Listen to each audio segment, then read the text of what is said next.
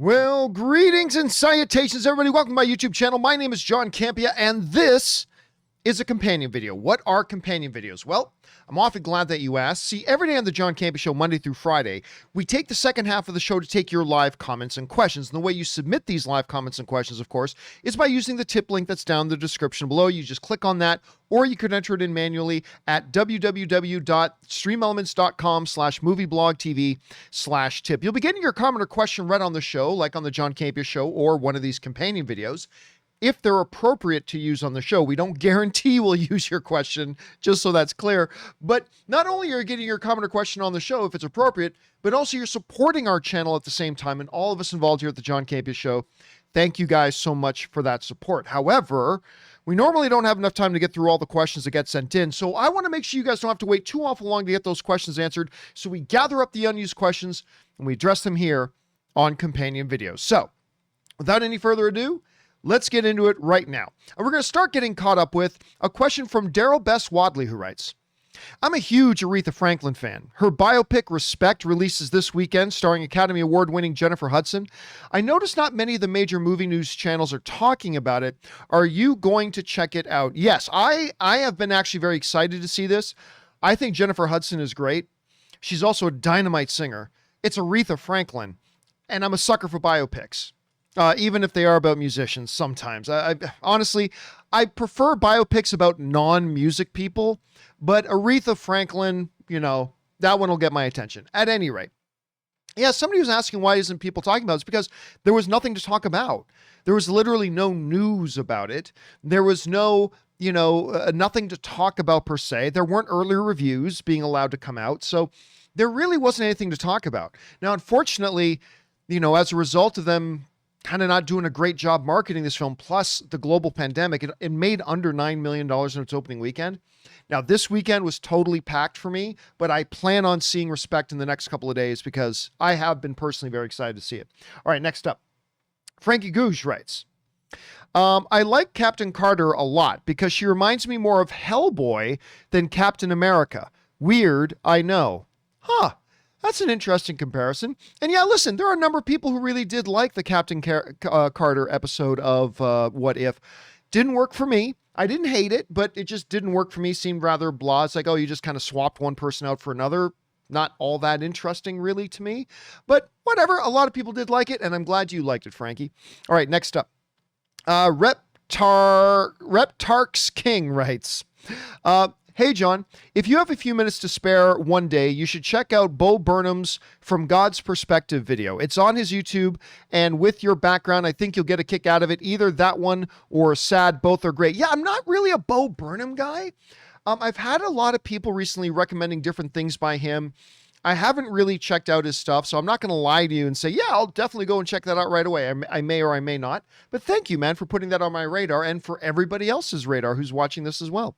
All right, next up, we got Jamel, who writes, okay, John, I know you gave up on Titans. Yes, I did. I almost did as well during the first 2 seasons. However, I persevered because I saw potential. Well, HBO Max dropped the first 3 episodes, and oh my God, absolute loss of words. You have to give it one more shot. I absolutely do not have to give it another shot. I'm sorry. I don't owe it to a TV show to dredge through 10 hours or 15 hours of stuff, hoping that I get to some good stuff at some point. Look, I give a show a shot. And if it doesn't work, it doesn't work. For me, Titans had its shot. I watched the whole first season, and everybody said, I got a whole bunch of people telling me, it's so great, it's so great, it's so great. Okay. So I watched the first full season, and it's, in my opinion, it's not very good. So I didn't bother with season 2, and I have no desire to watch season 3. So no, we as audience members do not owe it to a show to give it a chance. And I gave it a chance. But if you have to slog through a whole bunch of crap to maybe get to some good stuff, that doesn't say good things about your show. Just like it wouldn't say good things about your meal. Like if you had to get through the first 3 courses of total shite tasting food just to get to a dish that maybe tastes pretty good, that's not good. Now, Again, that's just my take on it. I know it. I know some people that really like Titans right from season 1 all the way through to where we are now, but I gave it a shot and I have no desire to give it. I already wasted enough hours of my life on that show. I'm not going to waste any more. But anyway, I'm sure you're not the only one who feels this way, Jimmel. I've heard from some people that like, then again, like I said, I know people who like the whole series, and that's awesome. That's great if you're enjoying it and it's delivering you that entertainment. That's fantastic, but it's not for me. I gave it a shot and it fell on its face. So I'm not going to waste any more time of my personal time on it because it doesn't work for me, but I'm glad it works for you. All right, next up. An anonymous viewer writes, "Hey, John, I'd never heard of Joe Coy before, so I chucked on Netflix, and that tucking the shirt under the chin joke, I feel sick right now from laughing so hard. Thank you so much for the recommendation. And yes, I tuck." Listen, I'm telling you what, too. He's bringing that up because this past weekend, Ann and I went to go see our favorite comedian, Joe Coy, and got this autographed pop, which was great. He is our favorite comedian. If you haven't, see, that one's not from the one he does in Hawaii. Watch his Netflix special from Hawaii. It's absolutely killer and hilarious. If you guys have not watched a Joe Coy special on Netflix, go treat yourself. The guy's absolutely phenomenal. All right, next up. A Frim writes, "John, I know viewing time is precious and limited, but may I make a suggestion? Reservation Dogs on Hulu FX. Just started this week. Imagine Letterkenny, but in OK with a Native American cast. Show already had me laughing in the feels. Check it out." Yeah, I heard of Reservation Dogs, and I just assumed it was some kind of spoof on Reservoir Dogs. And maybe it is, maybe it isn't. But I'll be honest, other than seeing an ad or two here and there, I haven't heard anybody talk about it. So I'm glad you're giving it a shot and you're popping it on my radar. I'll tell you what, I'm going to treat this like the Harley Quinn thing. If I hear from enough people that I should check it out, I think I will, because at least the way you're describing it sounds at least mildly entertaining. So I might. I'm going to see if more people recommend it. Thanks for putting that on the radar, friend. All right, next up. Daniel Skinner writes, "Holy F. S, Mr. Campea, Netflix has officially confirmed they're casting for their TV adaptation of Avatar: The Last Airbender. And I'm so effing pumped about this recent news. What are your thoughts?" Well, yeah, we talked about this on the show the other day. I mean, I honestly don't see anything to get all that excited about. Nobody really knows these kids who they've cast. And so, whatever. I personally am of the understanding that casting people who look like the role is completely irrelevant. It's completely irrelevant. Doesn't make your movie or show any better. I mean, look at Wolverine with Hugh Jackman, right? He looked nothing, like zero like Wolverine. Not the right height, not the right anything. He looked nothing like Wolverine. But now none of us can imagine Wolverine on the live action screen without Hugh Jackman, right? It's completely irrelevant. Doesn't matter one bit. But in the absence of knowing any of these kids' other work, because I don't know any of their other work, and all we're left with was, do they kind of look like their counterparts? Then that's there. Because look, especially the kid who's going to be playing Sokka, and the kid who's going to be playing Prince Zoku, and the kid who's going to be playing Aang. I mean, the girl who's going to be playing Katara, I mean, whatever. She may look like her once they do her up. She might not. But Aang, yes, but especially the Sokka guy and the guy playing Zuko, I mean, they do look like the animated versions. I'll give them that. I will give them that. I mean, at the end of the day, that's not really all that important, but since that's all we've got to go on, pretty cool. I am looking forward to this show, by the way. Netflix, I know there's a lot of people out there crying, well, it's not the original creators doing it. Well, guess what? Netflix, other than HBO, has the best track record of making excellent series. Their movies suck, but their series are usually great. And I'm looking forward to seeing what they do. Maybe it'll be great, maybe it won't, but I'm looking forward to seeing what they do with this. All right, next up. Jay Bling writes, regarding a MonsterVerse / Pacific Rim crossover, I feel like if you could give consistency between the two franchises, you should. And regarding the Titans' absence from the Pacific Rim movies, I asked that question facetiously. It's an easy answer for me. The remaining members of the League of Titans are lying dormant in Hollow Earth. That's kind of the assumption with all of them. As the world leaders decide to close off the Hollow Earth and all Titans from the rest of the world following their victory over... Oh God, this is the name of the creature from the God of War game. Jormungandr, I always mispronounce it, aka the World Serpent. Yeah, I mean, we talked about this the other day about, Robert Meyer Burnett has this idea to cross over the Godzilla King Kong monsterverse with Pacific Rim. There's a lot of possibilities there. Now, of course, it means it wouldn't really follow consistently. There wouldn't be, continuity if you did that. But, in the words of the Fox producers when they were doing the X-Men movies, continuity, schmontinuity, it's not really all that important. You either build your cinematic universe around solid canon and continuity, or you don't. Either can work. And movies like X-Men Days of Future Past and First Class and Logan, they all prove that just by not sticking to any real canon, you can still make excellent, some of the best comic book movies ever made. You can. And so they can do that with Pacific Rim and the Monsterverse. But I agree, Jay Bling. I mean, if their writers can find a way to make it consistent, by all means do that. I mean, if it's all, all other things being equal, if you can do it where they're not solid canon or consistency, or you can do it with consistency with the other movies, you choose the one where there's consistency. Just do the one that's going to make the better movie, whether it's consistent or not. That's kind of my take on it. All right. Thanks a lot for writing that in, Jay Bling. Let's see. Next up, Jemmy Jam writes, "Hey, John and crew. I just watched Suicide Squad and I loved it. I love Suicide Squad. I don't care what anybody says. My favorite character is Sebastian the Rat. And the irony is I despise rats. I need a Sebastian hot toy immediately. Have a great day, everyone." Listen, that character is amazing. It's like, I'm not shaking its hand when he's like trying to shake his hand and he brings him a leaf. But listen, one of the most adorable moments in all of Suicide Squad is right near the end as Sebastian curls up on Bloodsport's leg and Bloodsport goes to pet him. It's adorable. Come on. That's adorable. I love that. All right. Thanks for sharing that, Jimmy. Next up, an antagonistic anonymous writes, "John, you sexy son of a gun. Hope you are doing well. I am doing well. Thank you so much. My question for you is that we both share immense love for Tom Ellis, the guy who plays Lucifer in the TV show Lucifer. He's great.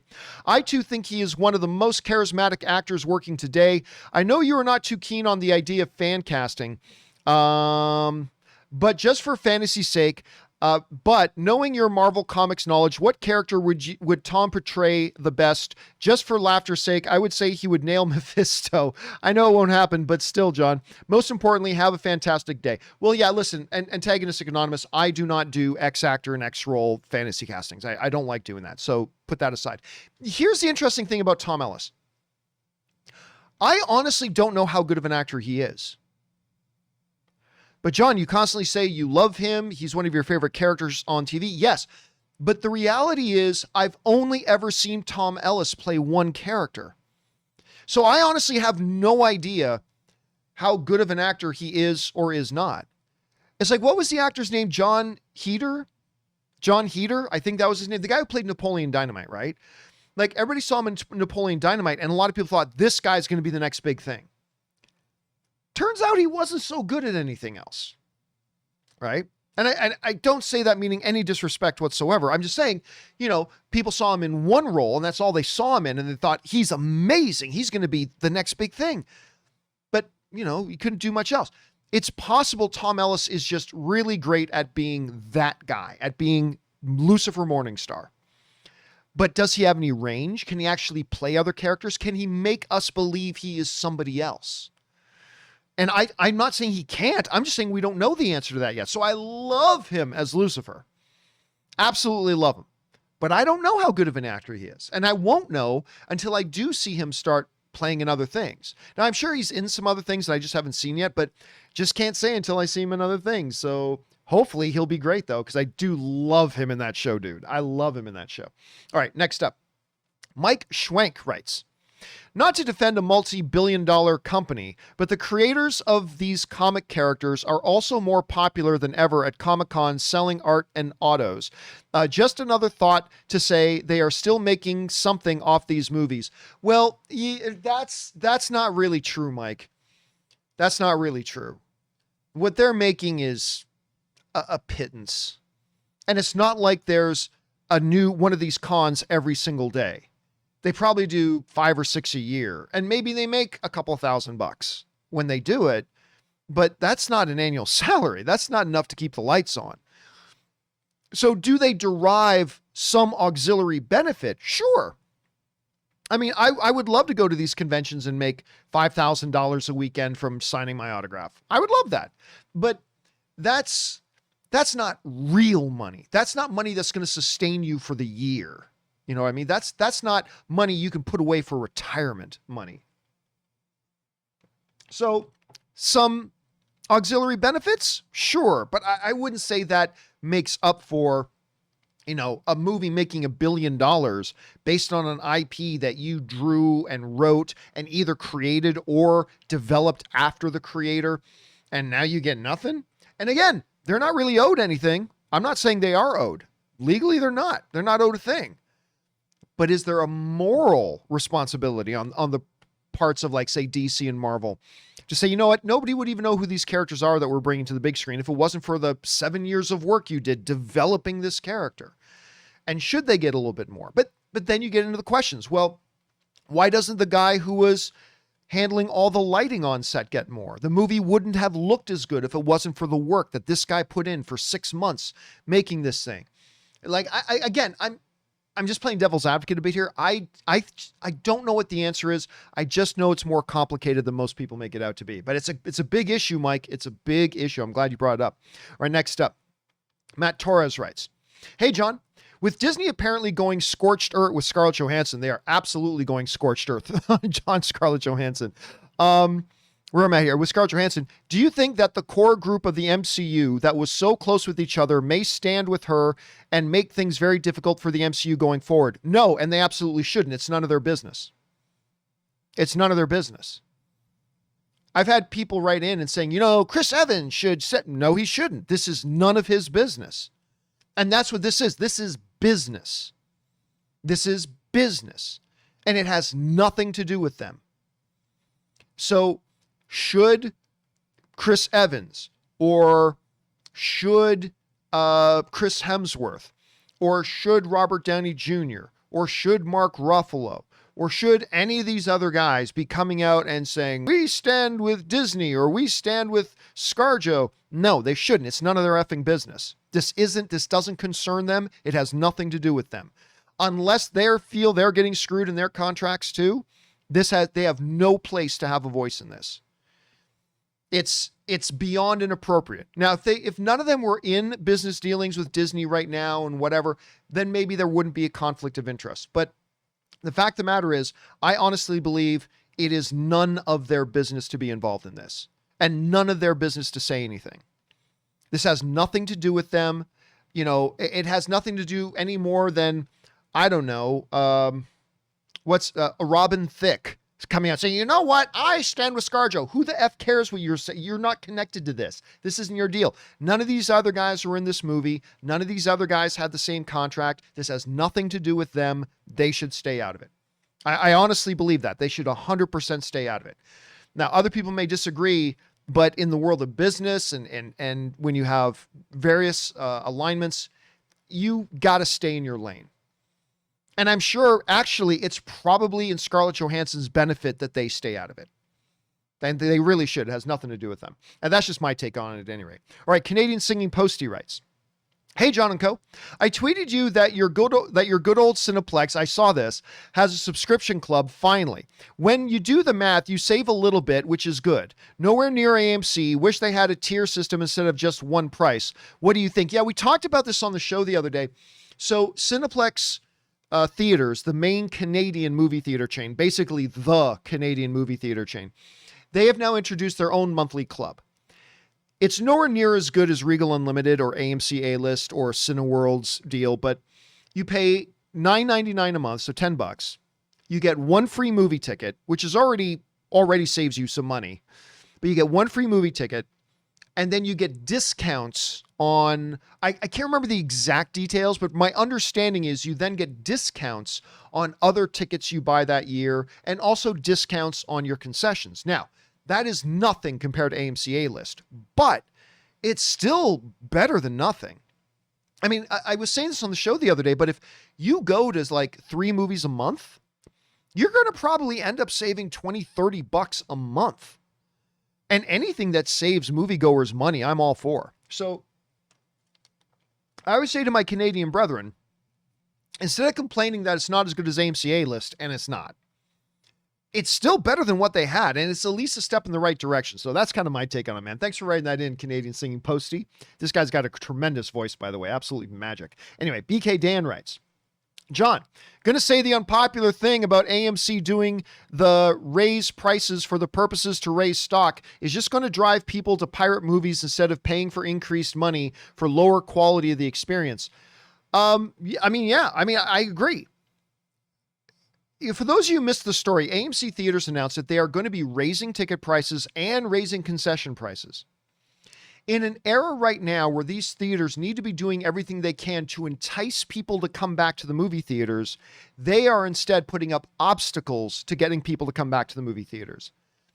And they get caught in this deadly cycle. They charge more so less people come to the movies. Less people come to the movies, so to make up for that lost revenue, they charge the people who are coming more money. That in turn causes fewer people to come to the movies, which causes the theaters to increase their ticket prices again. I mean, it's a deadly, deadly cycle. And I understand these theaters need to make money. I get it. But right now, if you don't recognize that if you're the theater industry, you are at a pivotal moment right now where you can do a lot of good right now, but you have to be in a zone, in a mode right now where your whole mission right now, even if you got to burn money to do it, your whole mission right now is to get people to come back to the movie theater. And the best way to do that is not by raising prices and on your tickets and on your concessions. It's a totally idiotic thing, man. All right, next up. Buck Odie writes, hey, John, regarding AMC raising prices / cutting showtimes, maybe this is their attempt to court upscale customers, be the Mercedes of movie theaters, so to speak, and let the budget conscious person take their business to other franchises. I mean, that's great if you are giving the premium experience. But if I'm not getting any more of a premium experience at your theater than I am at the Regal up the street, then there's nothing else to it. Now, AMC has some premium experience theaters, but they already charge you a premium for that. Like, I understand that by always wanting to go into the AMC Prime Dolby Cinema, I know that, well, I've got AMC A-List, so it doesn't matter. But before I had A-List, I know that I'm paying extra money. I am paying more for that ticket because it is the more premium experience. I got the dual laser projector. I got the Atmos sound. I got the motorized leather recliners. I'm getting a premium experience. What I find consumers don't mind paying a premium price for a premium experience. That's fine, but they're already doing that. And the majority of AMC theaters don't have those premium things in them. The majority of the screens that AMC has are just average screens, just like any Cinemark, just like any Regal. So unless you're delivering a fundamentally different and premium experience, trying to appeal to the premium crowd is just going to backfire in your face. At least that's my take on it. An interesting take on that, Buck. All right, next up, BK Dan writes, John, just hoping that for the Marvels, they don't turn into a Charlie's Angels feel. What does this have to do with Charlie's Angels? 3 women and 1 guy. So what? Starsky and Hutch is about 2 dude cops. True Detective was about 2 guy cops. Are you comparing Starsky and Hutch to True Detective? One has nothing to do with the other. Well, the one has 3 women and the other has 3 women. There's nothing similar to them. Anyway, the original show was good for its time and the reboot movie was okay, in my opinion. Just saying, wouldn't be a good idea or thing. I don't see at all why you're even bringing it up, PK Dan. The Marvels has nothing to do with Charlie's Angels. Again, that's like comparing Starsky and Hutch with Ben Stiller and Owen Wilson to True Detective with Matthew McConaughey and Woody Harrelson. Well, it's about 2 dude cops. Oh, they're probably going to be the same. No, they're not. It's completely different things. I wouldn't worry about it, BK. I wouldn't worry about it. All right, next up. Bad Canadian Misfit writes, Hey, John, and whoever might be there. Well, it's just us right now since it's a companion video. I saw the news the other day about AMC looking to accept Bitcoins as a way to purchase tickets. With all the other nonsense AMC is in the news for, do you think this has the potential to fail? Well, no, it won't fail. I mean, look, all it is just saying we have a different way you can buy the ticket. And if nobody buys their tickets that way, oh well, no skin off their nose. If a bunch of people buy tickets, look, at the end of the day, I don't know that a lot of people are going to use this. And I'm not even sure why AMC is doing it. Because people who buy Bitcoin don't want to give away their Bitcoin for like a movie theater ticket. They want to hold on to their Bitcoin. And if you're AMC, if you're interested in Bitcoin, why not take the $10 you make off a ticket sale and just go buy $10 of Bitcoin then? I'm not really sure, but at the end of the day, this isn't a big deal. It's just another way for them to accept money in exchange for a ticket. So I don't see it failing. I don't see it succeeding. It's just another way to do it to make it a little bit more convenient for some people. Honestly, at the end of the day, I think it's a non-issue. I really do. I don't even think it's newsworthy. I don't. It's like, okay, they're going to start accepting something as a form of payment. Great. Does it still have just pure monetary value? Yep. Okay. Then I don't understand why anybody cares. But even if nobody uses it, I wouldn't call it a failure because there's no skin off their nose. You know what I mean? That's just my take on it. All right, next up. Stubble McShave writes, I'd like to see James Gunn do a Lobo movie. I always... this director should do this movie. I think his sensibilities would work great with that character. Would you like to see him take a crack at the alien mercenary? If so, which would be the antagonist to him? Maybe Suicide Squad versus Lobo. Again, I don't go into these X-director directing X movies things. Look, a Lobo movie, James Gunn could be the worst guy in the world to do a Lobo movie. And even if he is, I mean, all I care about is, do you get a good director directing any movie? And so if you're doing a Lobo movie, and they got James Gunn, great. James Gunn's a good director, but there's like 40 or 50 other directors they could get as well that could maybe do just as good, if not better of a job than James Gunn. So yeah, I don't really care.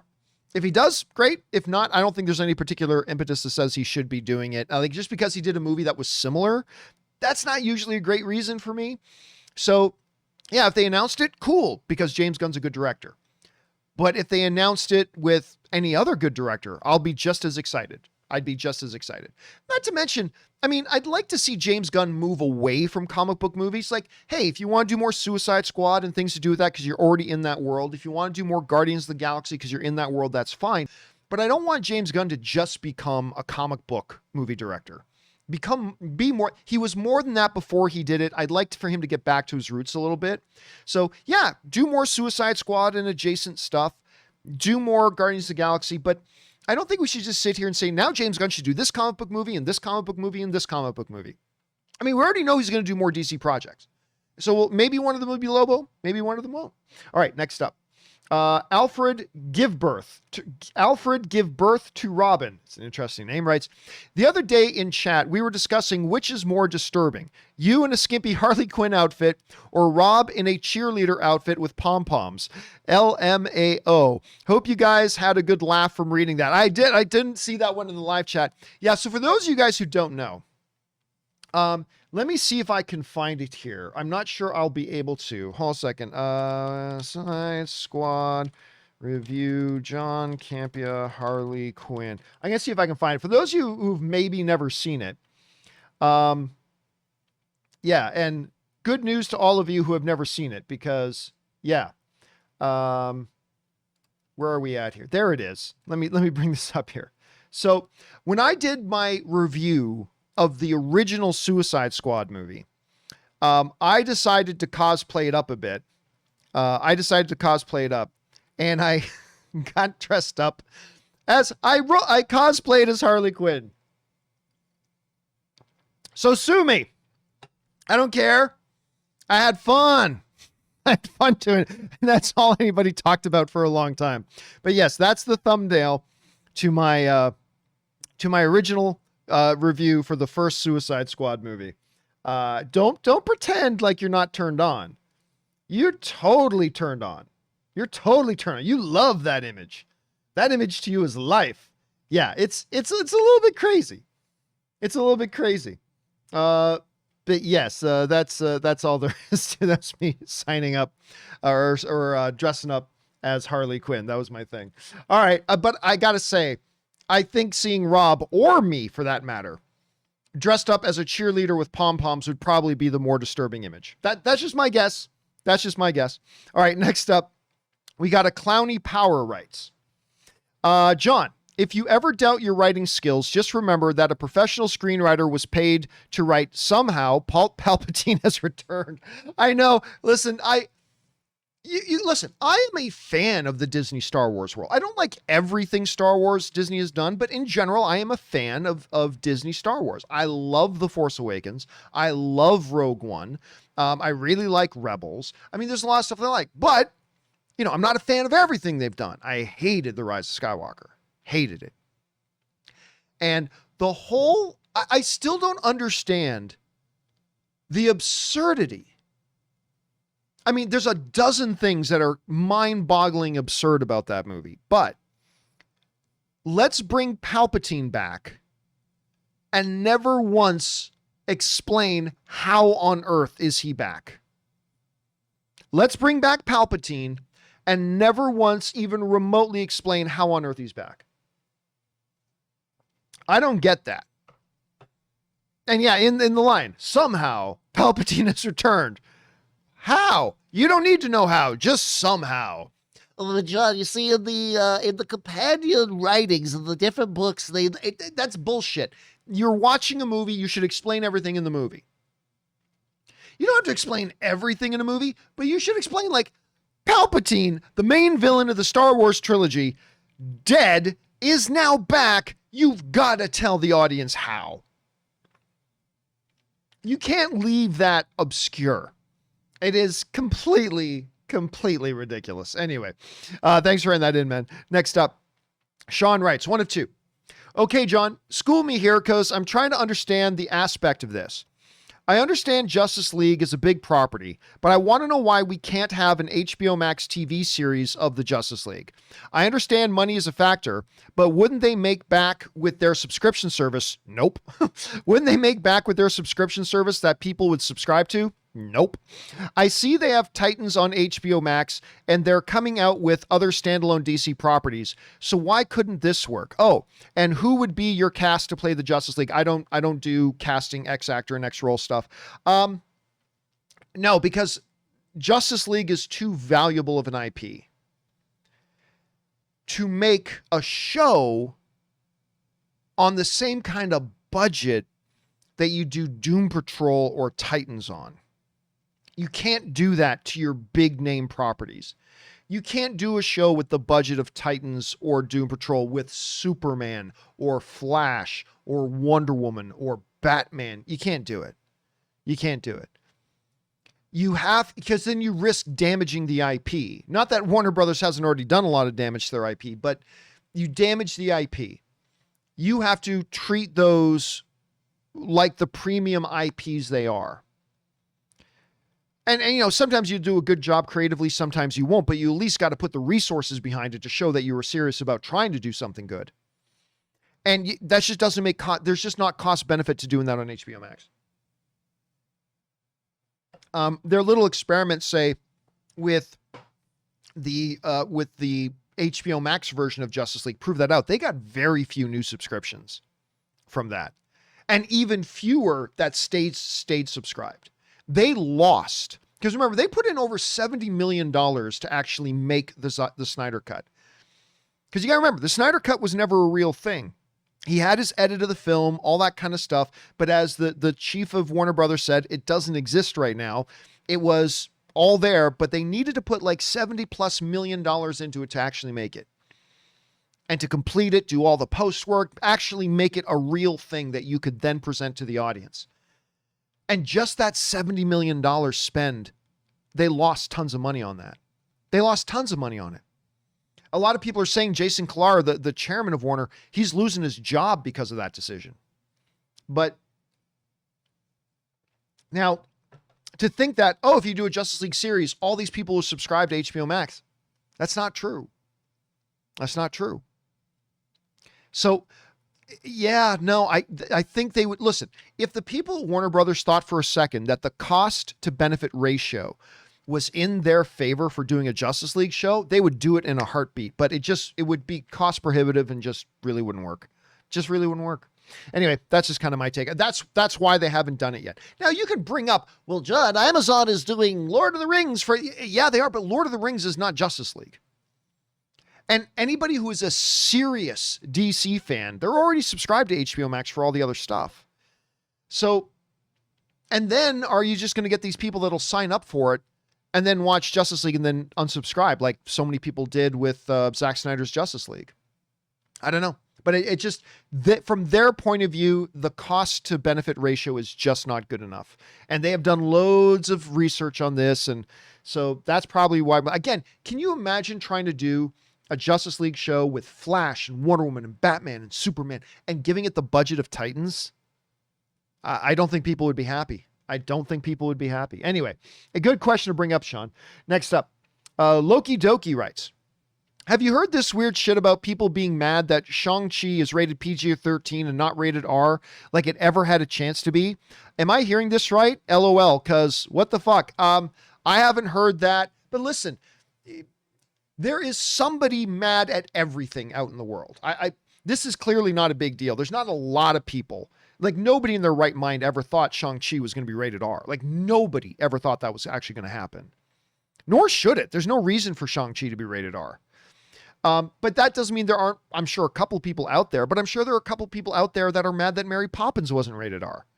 So I wouldn't waste any of your precious time, Loki. Like, time is precious, dude. I wouldn't waste any of your time worrying about a handful of people that are squawking about something. There's a handful of people squawking about everything, so I wouldn't worry about it. All right, next up. Anonymous writes, hey, John and Rob. Rob is not here right now, obviously. Have any of you seen the Coens, The Lady Killers? Dude, I love The Lady Killers. I know that's probably the least popular of the Coen brothers movies, and a lot of people don't like it. I love Waffles, my good woman, Waffles forthwith. I love Lady Killers. I don't care. J.K. Simmons, Tom Hanks. Are you kidding me? Anyway, the Lady Killers remake, I found it quite hilarious. The Tom Hanks, Marlon Wayans, and mostly J.K. Simmons being great in it, yeah, with his irritable bowel syndrome. And I know it's not the best Coens have ever done, but it's fun, and I quite love that movie. Dude, I always bring up, whenever the Coen brothers come up, I always mention, you know, a movie of theirs I really love that nobody else does? Lady Killers. I don't care what anybody else says. Anonymous, I love Lady Killers. So there, you and me are on the same boat there, dude. All right, Anonymous also writes, did you ever get a chance to watch Nothing But the Truth? I have not. I can't recommend this movie enough. No, I never did get around to watching that. I don't know that I will, but I will keep my eye open for it, though. I will keep my eye open for it. All right, next up. Jack Lumbers writes, all right, buckle in here. This is one of 6. I got to defend the Silverback here. Before the run-up in January, the CEO said himself, he has been the CEO of like 3 companies before. I don't even know what we're talking about. He has been the CEO of like 3 companies before, and he'll be damn if he will let AMC. Oh, you're talking about Adam Aaron. Okay. The CEO of AMC Theaters, and he'll be damn if he will let AMC be the first company that goes bankrupt. That mental with the finances AMC. This is, you guys, check your grammar. That mental with the finances AMC was in breeds dumb decisions. Listen, they made dumb decisions, but they figure out how to revitalize the company and the movie theater industry, so be it. Yeah, but they haven't figured out how to do it. Listen, it's important to understand this. The only reason AMC survived is because they've got a horseshoe up their ass, and they got totally lucky that a bunch of stock investors on Reddit said, hey, you want to do something for fun? Let's all go invest in AMC Theaters, when it was worth nothing. And they artificially inflated the price and buoyed up the price, and AMC was able to wipe out their debt in a day. But it had nothing to do, them surviving had absolutely nothing to do with the leadership of Adam Aaron or anybody on that board. Nothing they did kept the lights on. The only reason they're not out of business right now is because they got ass lucky. You know what it's like? It's like if the Titanic, the captain steered the ship into an iceberg. It's like, oh, I don't know, I forgot to put lifeboats on the boat. Oh, we're sinking. And then out of nowhere, Superman flies in, picks up the boat out of the water and sails it to dry land. You go, wow, the captain really made sure everybody survived. Had nothing to do with the captain. The captain made every wrong decision, and they got lucky that Superman came along and saved them. That's kind of the situation here. AMC Theaters is only alive today because they got lucky. Had nothing to do with their leadership, and what they do, they give Adam Aaron a $9 million bonus for the fact that they got lucky. Anyway, they did nothing to keep themselves or the movie theater industry alive. If it wasn't for that group of investors that decided, just for fun, let's get everybody to go over and buy AMC stock. And I'm not going to lie, I made money on that. I'm not going to be facetious. Ann and I had a bunch of stock at AMC, and when that stock rose, we sold off and we made some money. So I'm not going to be disingenuous about it. Sure, but that is what saved them. Nothing that they did. Not one decision that they made is what kept their lights on. Anyway, let's go back over here. But if they figure out how to revitalize the company and the movie theater industry, so be it. They've shown me nothing that is remotely suggested to me that they know squat about saving themselves or the movie theater industry. Anyway, I cannot defend it all, the bonus. That's wrong. Yeah, the fucking idiot gave himself a $9 million bonus when 30,000 AMC employees were laid off. Listen, let's not just gloss over this.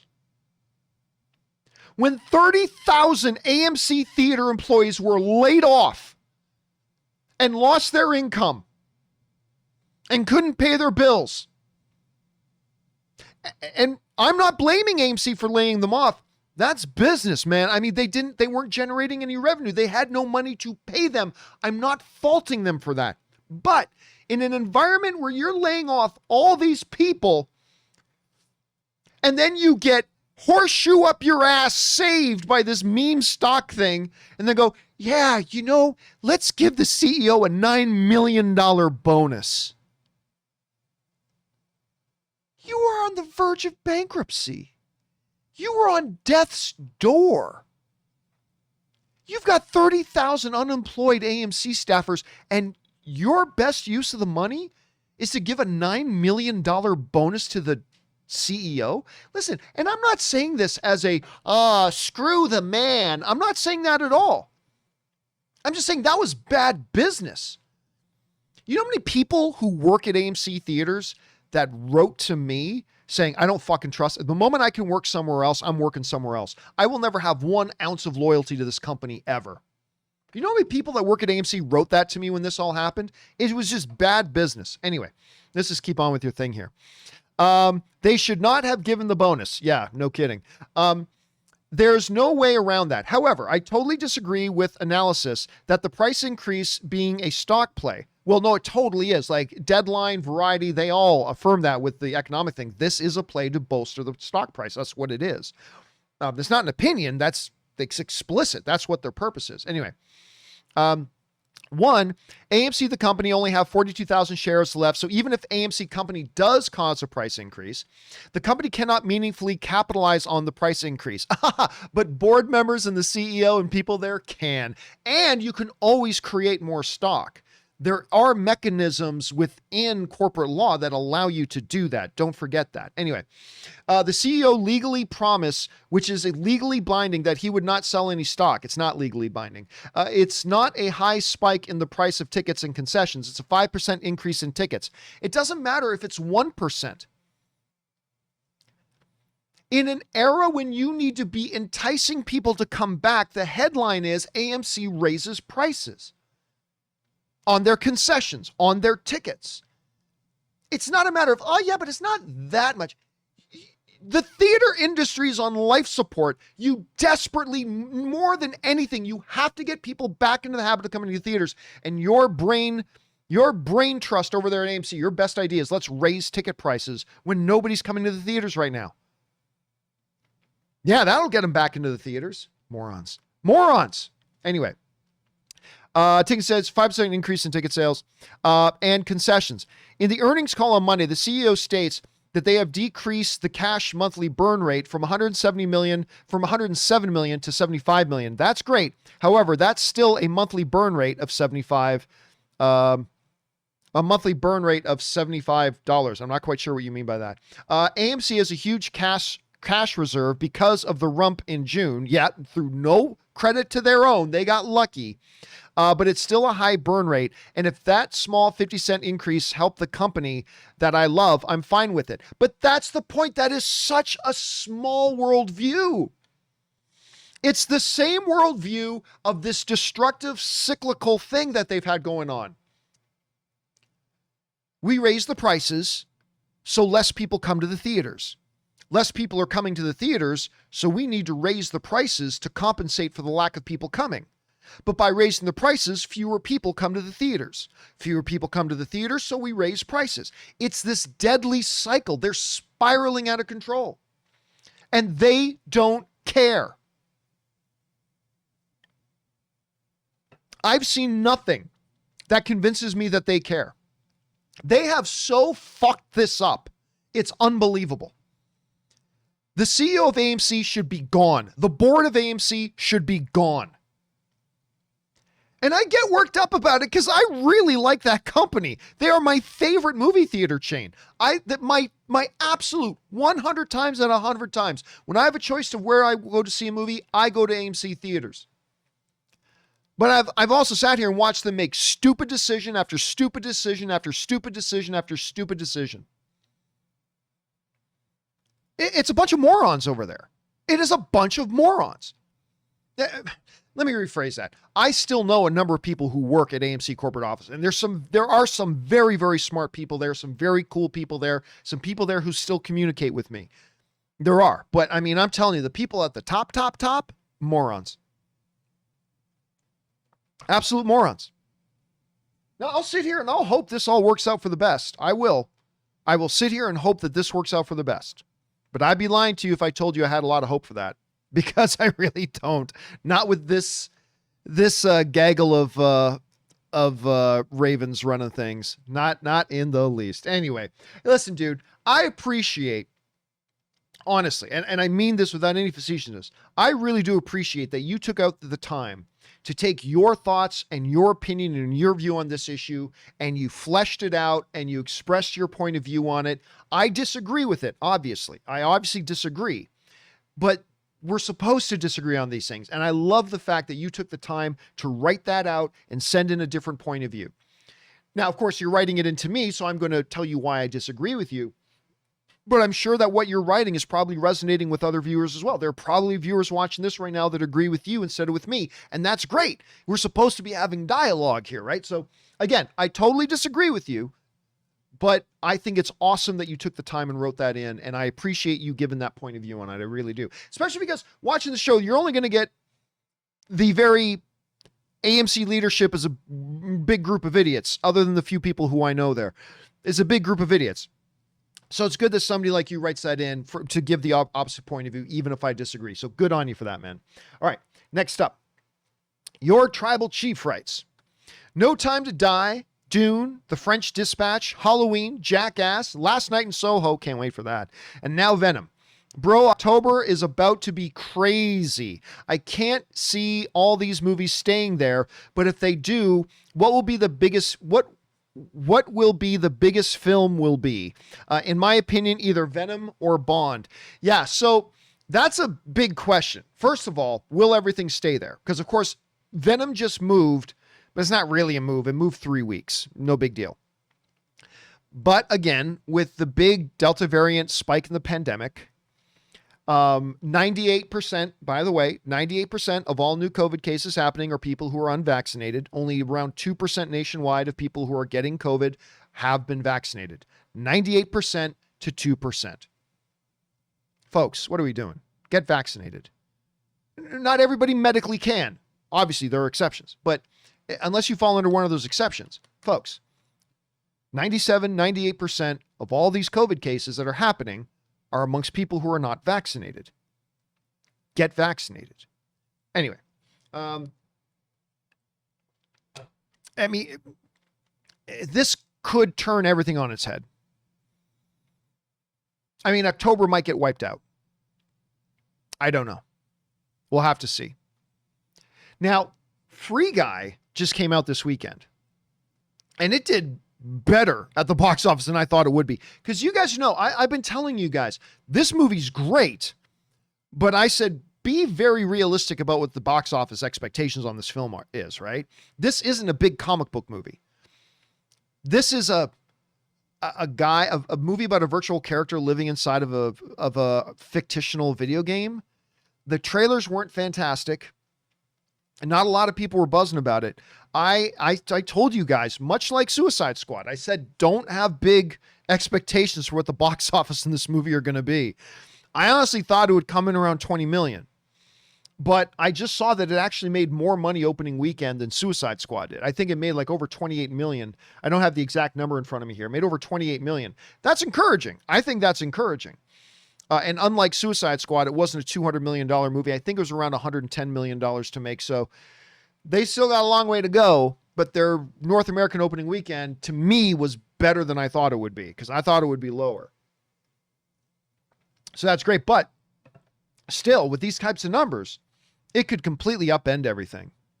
Or, you know, we are seeing more and more people getting vaccinated as well. We could suddenly see a drop in the Delta stuff, and maybe October will be fine. Don't know. We'll have to wait and see. But as things stand, man, October looks pretty freaking sweet. October looks pretty damn sweet, man, with all those movies. Which one do I think will make the most of the box office? Honestly, I think it's Venom. I think it's Venom. I think it's easy which one I think will be the best one. Dune will probably be the best movie there. It's being directed by maybe arguably the best director right now in Denis Villeneuve. Obviously, French Dispatch is going to have a lot going for it. Last Night in Soho also looks ridiculously good with Edgar Wright directing that. But I think the one that's going to make the most money is probably Venom. That newest Venom trailer was money, was so good. And then, of course, Bond, if Bond actually comes out. So a lot of questions. But if theoretically these things all still come out in October, I think Venom will be the one that makes the most money. How much? I don't know. But that's the one I think will make the most money. All right, next up. Ashraf writes, hey, John, with the recent video of Deadpool and Korg reaction to the Free Guy trailer, do you think Deadpool will show up in Doctor Strange 2? No. Thanks, and Bawakla Ketot Oran is what I interpret as being on the filthy in Malay. I have no idea what any of that means, man. But anyway, of course, the best piece of marketing that Free Guy had, and it was too little too late, but it was the best piece of marketing, was Deadpool and Korg doing a trailer reaction to the Free Guy trailer. One of the greatest things I've ever seen in movie marketing. It was too little too late. Does that suggest to us that Deadpool is going to be in Doctor Strange 2? No, I don't think so. But I'll tell you guys what. I have found out from a very... there's no question about this. You know, sometimes I'll say, hey, I got told this by a source, but I don't even know if this source is really reliable or not. So take it with a grain of salt. I found out from an inside studio person that is, and this is 100%, this is 100%, something about Deadpool. And I can't say what it is. I can't say what it is. There is a day coming when I'm going to be able to say what it is. But that day is not here. That day is not here.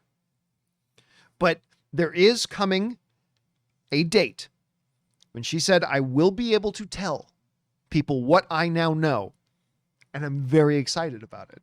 I'm very excited about it. But that's all I can say. That's all I can say for now. But yeah, there you go. All right. Next up, we've got Black Forest, who writes, hey, John and crew. I don't know if you've heard, but Cineplex has finally launched their own, we discussed this a little bit earlier, have finally launched their own monthly subscription service to get people back into theaters.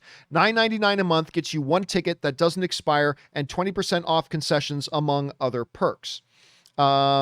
it must be a surprise to you that Cineplex is actually working towards getting people back to theaters as opposed to AMC's strategy. Your thoughts? Yeah, I shared my thoughts a little bit earlier. Again, I know a lot of people are complaining that Cineplex's plan and subscription service is nowhere near as good as AMC A-List, but it's still good. To me, anything that saves the moviegoer money is a good thing. And if you go to 2 or 3 movies a month and you buy some concessions, this is a plan that is going to save you money. And so to me, it's a good thing. I give it a thumbs up, Black Forest. I really do. And it's nice to see Cinemark doing something that I can actually praise because, you know, I'm not very pro Cinemark or Cineplex, I should say. I'm not very pro Cineplex. I haven't been for a few years. They used to be my absolute favorite. It used to be my dream. I'm not kidding. No lying here. It used to be my dream that once I was done working in the States and it's time for me to take Anne and move back to Canada, it was my dream that I could go and work for Cineplex and do kind of what I did for, because look, all humility aside, I've seen Cineplex's content. I am so much better than whatever it is they're doing right now. Let's be honest. I am so much better than the stuff that they're doing. Anyway, that said, if I say so myself, but it was my dream that I could go back to Canada and then work with Cineplex because I grew up in Cineplex theaters. My fondest movie-going memories are in Cineplex theaters. I love that chain, but they've become something I almost don't recognize. So I got to tell you, Black Forest, seeing them do this, it's like, whoa, look at that. They're actually doing something for the moviegoer. It's good. Hey, look, give credit where it's due. This is a step in the right direction. I was really happy to see it. As good as AMC A-List? No, but still a step in the right direction. And I respect that. And they need to be given some props for that. All right. Last question we do today. Well, we'll do 2 more. All right. Ryan G writes, hey, John, since Venom Let There Be Carnage got delayed just by 3 weeks, do you think Ghostbusters Afterlife is going to get delayed by a few weeks or a year? What are your thoughts? I don't think so. I honestly think they're just going to release it as it is. Now, I wouldn't put any money on that, though. I'm not sitting here telling you, I, with great confidence, behold, tell unto you that Ghostbusters Afterlife isn't going anywhere. No, I can't do that. My guess is that they're not going to move. My guess. But again, the situation is changing so quickly that literally 1 week from today, everything could look great. 1 week from today, everything could look like an apocalypse. I just don't know. So for now, my guess is I think it's going to stay where it is. I think it's going to stay where it is. But again, I wouldn't even put $1 on that. I'm not invested in that. I'm not certain about that. I don't feel super confident about that. I'm saying my guess is that they'll stay where it'll stay put where it is. All right, last one we're going to do here today, guys. HP Geek 08 writes, 1 of 2. Hey, John, I've been watching since the AMC days. Thank you, HP Geek. I appreciate that, man. This past week, my mom has been in the ICU. Dude, I'm so sorry to hear about that. And I got sick. And your show has been a great distraction for a couple of hours to think about anything else. I just wanted to say thanks. I wanted to ask your favorite movie to rewatch. Mine is The Martian and Edge of Tomorrow, both fantastic movies. I can watch those almost any time. You know, it's funny you say that because I think in the last 2 months, when we've been over at Anne's mom's place, like twice, The Martian has just popped up on TV and we stop what we're doing. We just watch it. Totally great. Obviously, though, you know what I'm going to say. The movie I can rewatch over and over and over and will for the rest of my life is Star Wars. And when I say Star Wars, I mean like the original trilogy, Star Wars, Empire, Return of the Jedi. I can, that's to me the most, I can watch it every day. I kid you not, I could watch those every day. No ifs, ands, or buts. I could watch those damn things every single damn day and be totally happy that I did. I mean, that's how good I feel about those things. All right, guys, listen, there are still more questions to come from Death by Snoo Snoo, Alejandro, and Major Tom. Do not worry, guys. On tomorrow's John Campea Show, we're going to pick right up in the live questions part with Death by Snoo Snoo. So that's where we'll start up on tomorrow. But until then, guys, that'll do it. For this installment of the companion video, thank you so much for being here, guys, and being part of the show today. Special thank you to all you guys who sent in these comments and questions. Number one, because you give us great fun things to talk about. But number two, you support this channel as you do it, and all of us involved here at the John Campea Show. Thank you guys so much for that support. Okay, guys, don't forget to join us for the show tomorrow. We'll look forward to it. It's going to be me and Robert Meyer Burnett. We hope you guys will join us as well. Got a lot of things to talk about. The box office on Free Guy. Did you hear that Simu Liu is kind of slapping back at Bob Chapek for some comments they made about Shang-Chi? We're going to talk about that and a bunch of other things. I hope you guys are there to join us as well. All right, guys, until then, do the four main things. Stay smart, stay safe, take care of yourselves, and take care of the people around you. That'll do it for me. My name's John Campea, and until next time, my friends, bye-bye.